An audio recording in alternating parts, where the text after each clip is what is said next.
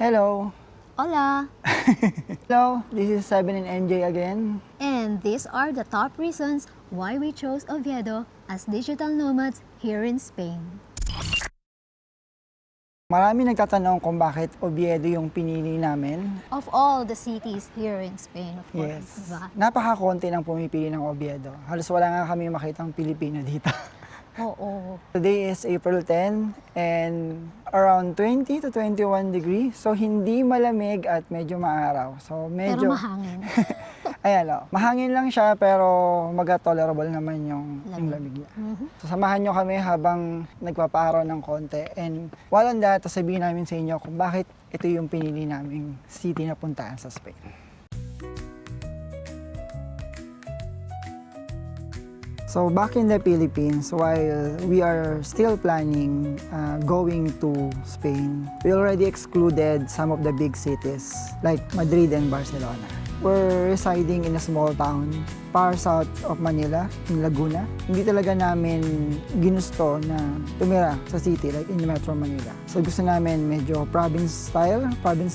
That's why dito sa Spain, ganun din yung naisip namin. And also, part of our research din, lagi kaming nakababad sa Google Map. It's like we're doing virtual travel, virtual viewing ng place just for us to initially feel namin yung vibe ng lugar. Very effective at very useful yung Google Map. Hindi lang yung top view, even the street views, gamit na gamit namin yun. Naging prospect din namin ang south ng Spain like Valencia, Malaga, yung mga cities na nakaharap sa Mediterranean. Kasi syempre, maganda rin doon, beach. Yun nga lang, ang south kasi ng Spain medyo touristy and mas mainit. Check kami ng north. One of our first option is Galicia, which is Orense. Yun yung first choice namin na city. And then, nakita rin namin yung Santander. Yun naman yung malapit na sa Basque Country. And then, kita namin ng Asturias, which is, eto na yan, yung Oviedo City. Oviedo is a city, but it doesn't feel like a city. Hindi siya masyadong populated, hindi masyadong marami yung tao. Kahit saan ka pumunta, parang nasa province ka lang talaga. Though, hindi mo masasabi naman na napag-iwanan na sila kasi high-tech din naman yung mga process dito. Halos lahat gumagamit ng cards, ng cellphone. Maraming sasakyan pero hindi traffic. Hindi gaano nagmamadali. Yes. Unlike when we arrived in Madrid, halos lahat ng sasakyan doon nagmamadali eh. Medyo rito, mas forgiving compared sa Madrid. Like pag may tatawid na pedestrian, umihinto talaga sila at nagbibigay sila ng priority sa mga tumatawid. Mas tahimik compared sa Madrid. Hindi pa kasi kami nakapunta ng Barcelona eh. So, marami ring restaurant dito, cafes, may mall din naman. But again, hindi siya kasing crowded compared sa large cities. Very calm dito, walkable ang lahat. Back in the Philippines, sanay kami may sasakyan. Kasi kailangan talaga may sasakyan. Medyo mahirap mag-commute, diba? Knowing na nasa province kami. Pero dito, everything is walkable. Papunta sa mall, papunta sa city center, pwede kang mag-walk. Talagang ang dami namin exercise dito. Feels like we can walk from end to end ng Oviedo. Yes. Like for around maybe 30 minutes. Though meron namang mga mass transport like bus. And pwede ka rin mag-taxi if you like. Napaka-efficient ng mass transportation nila dito. Our first bus experience. Kasi nagkaroon na kami ng CTA card. Ang galing lang. Kasi card lang, tap lang, and then go.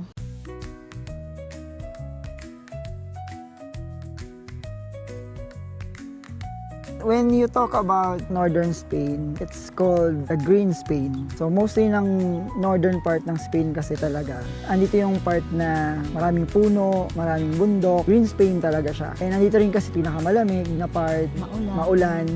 So that's why kaya maraming green spaces. Titingin ka sa kanan, may pocket of park. Titingin ka sa kaliwa, meron ulit. Ang daming open spaces dito. Hindi sila madamo sa open spaces. Even yung mga condominiums dito, yung mga apartments, siguro, of course, required sa law nila na lahat ay kailangan magkaroon ng open space or common space. So, dito, literally, ganon. Galing. Nakakatuwa. Park, Playground. grasses, yung mga damo dito, damuhan damuhan. Mine-maintain talaga nila. Hindi nila hinahayaang mag-overgrown pag may nagpapalakad ng aso. Yung lagi sila nagdadampot ng pupo ng aso kahit sa damuhan. Common na yun dito. Unspoken rule na pag pumupo yung aso mo, kailangan dampotin mo yung pupo nila. Maybe that's also one of the reason kung bakit ang Oviedo is one of the cleanest city here in Spain. Ang cute mo naman. Ang likot niya.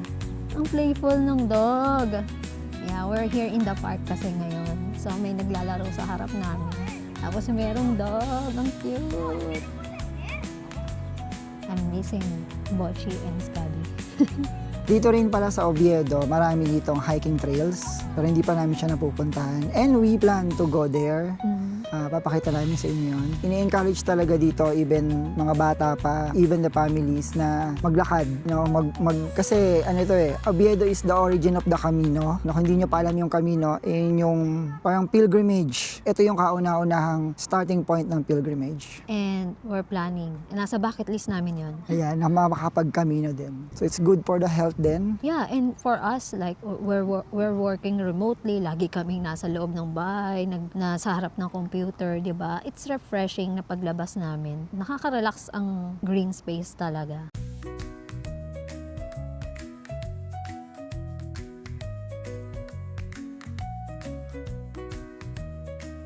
And as we mentioned before, kaunti ang tao talaga dito. In a month that we stayed here, wala pa kami namimit na Pilipino. And others English-speaking tourists, lahat sila Maybe.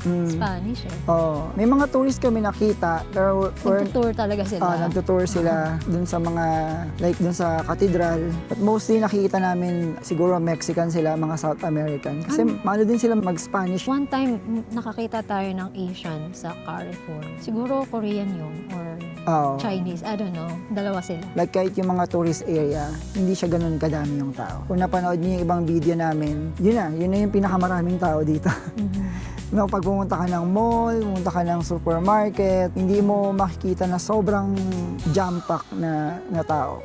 No, unless lang siguro kapag Sunday talaga, kasi yung mga Spaniards, yung mga locals dito, pag Sunday talaga, kumakain sila sa mga restaurant, so puno yung mga bar, restaurant, yung parks. So yun talaga yung family time nila. Pero other than that, wala ka makikitang sobrang daming tao. So not so touristy. But don't get us wrong, no? We love traveling. It's just that, yun lang yung preference namin. It feels more authentic kasi.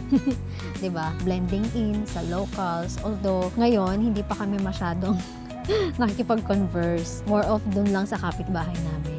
Nalaman namin kasi meron ditong free school if you want to study the language. We're going to enroll there. Free ha, nakakatuwa para naman kahit papano, 'di ba? Matutunan namin yung language nila. And somehow maging conversational na rin kami sa mga tao dito.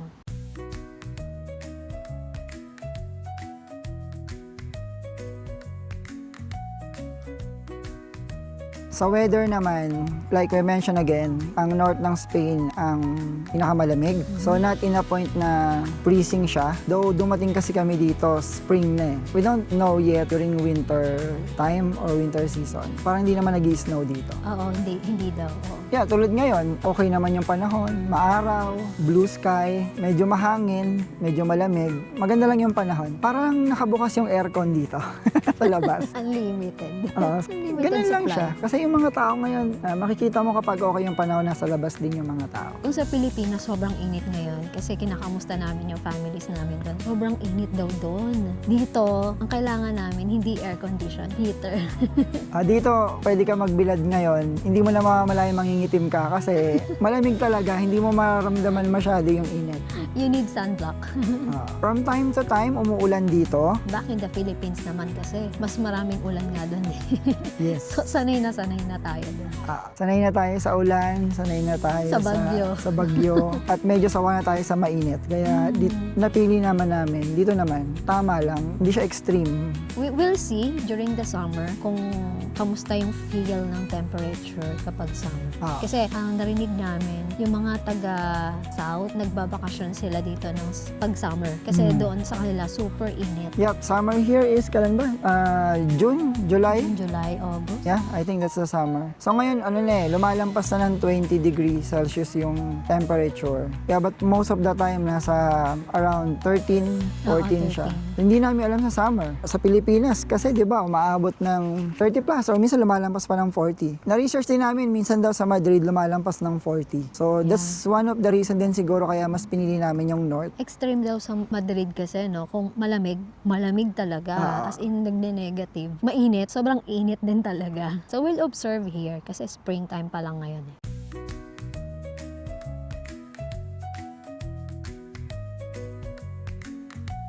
With regards naman sa cost of living, siguro ang pinaka-evidently lang dito sa Oviedo is the rent. Most ng northern Spain, hindi masyadong ang pinupuntahan ng tao, not so touristy. So that's why, mga rental dito, mas mura. So yung na-research nga namin, anything na rent dito, pag pumunta ka na sa mga big cities like Madrid and Barcelona, times 2 na siya. As per our experience here, nakita nga namin sa Idealista, mas mura nga siya compared sa mga big cities. Like yung nakuha nga namin na 3-bedroom apartment, here, will cost you less than 1,000 euro. Pero pag nandun ka na sa big cities, abutin ka na ng 2,000 plus euros. Especially sa mga sikat nga like Madrid and Barcelona. Sa mga bilihin naman, we're not that sure yet kasi ilang araw lang naman kami sa Madrid para to compare. So I think medyo malapit lang naman based sa mga groceries. So hindi siya masyado siguro nalalayo. Baka may mga specific product lang na mas mura doon or dito. And also for our utility bills, wala pa naman kasi kaming bills for now. So wala pa kaming idea kung magkano talaga. But part ng research na nagawa namin, di ba, mahilig kasi kami manood ng YouTube vlogs, magbasa ng mga articles, magbasa ng mga forums. Came across this website ng Beo. Ilalagay namin sa description yung link just for you to have also an idea. Para din nyo siyang makompare between, kunwari, pumili kayo ng isang city like Madrid and Oviedo, pagko-compare mo sila. Makikita nyo doon yung mga list ng cost, groceries, rent, sa food. So marami doon. Doon kami nagkaroon ng idea na mas mababa talaga yung cost of living dito sa Oviedo. That's part of our research. Kung gusto niyo palang makita yung some of the prices ng grocery dito, ito yung video nung nag-grocery kami sa Mercadona. So, para magkaroon kayo ng idea din. May mga bagay naman na mas mura talaga dito. Like yung mineral water dito na 6 liter, 0.80. 0.80 euro lang. Pag kinonvert mo yun in peso, well, basically, mas mura talaga yun compared sa Pilipinas. Pag meron ka ng card, sobrang mura ng pamasahe. Lalo na kung frequent commuter ka. Oo, kasi less than a euro lang siya per sakay eh. Pag nag-cash ka, it's 1.20 euro. Yun ang medyo mahal kasi sobrang laking tipid nung part na yon sa mga taga rito. At hindi lang yon dito sa Oviedo. Sa buong Asturias yon applicable. Yes, dahil yun sa CTA card.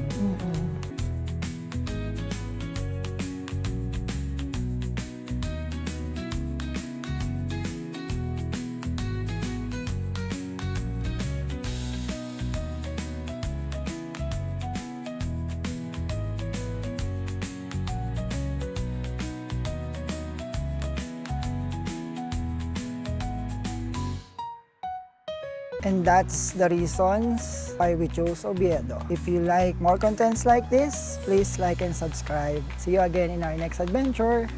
Hasta luego!